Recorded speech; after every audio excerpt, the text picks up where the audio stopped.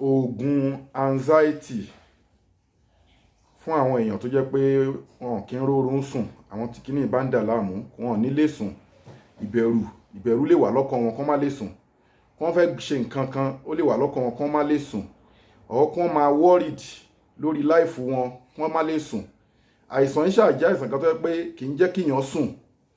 So o dẹ̀ lè lọ mu ọtí àbí sìgá àbí anything intoxicant pé kó lè máa ráyè fi sùn, ó ń pakun ni o.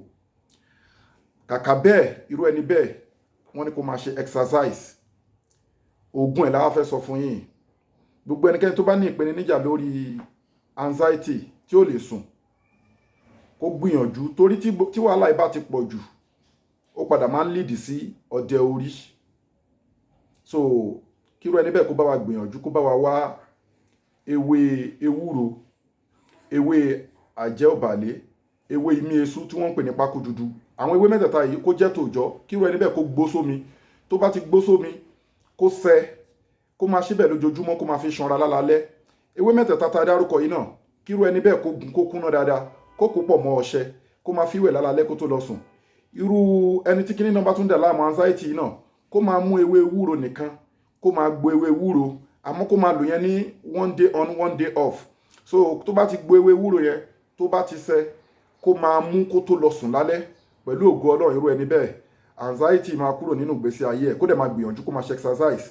Apá kejì tí máa tún kọ́ yín nínú nǹkan tá a lè fi kojú anxiety, kí irú ẹni bẹ́ẹ̀ kó bá get black seed oil àti virgin olive oil tá a mọ̀ sí seitun tó jẹ́ original tó jojúlówó, kó wá get oyin original, oyin ojúlówó original, kó máa mu ṣíbí kan tó bá ti fẹ́ sùn lálẹ́, kó mu ṣíbí kan nínú black seed oil, ṣíbí kan nínú seitun, ṣíbí kan nínú oyin, kó wá gbìyànjú kó bu díẹ̀ sọ́wọ́ nínú black seed oil yẹn, kó fi pa ara, kó fi pa ojú, kó fi pa ara. Pẹ̀lú ògo Ọlọ́run irú ẹni bẹ́ẹ̀ á máa sùn.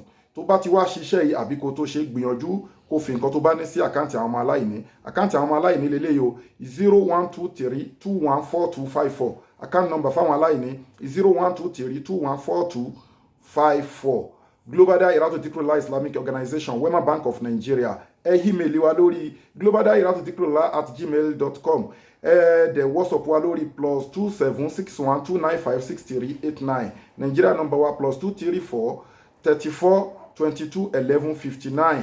Àwọn kọ́ńtàtì wa nìyẹn. Ẹ gbìyànjú kẹ́ share program yìí.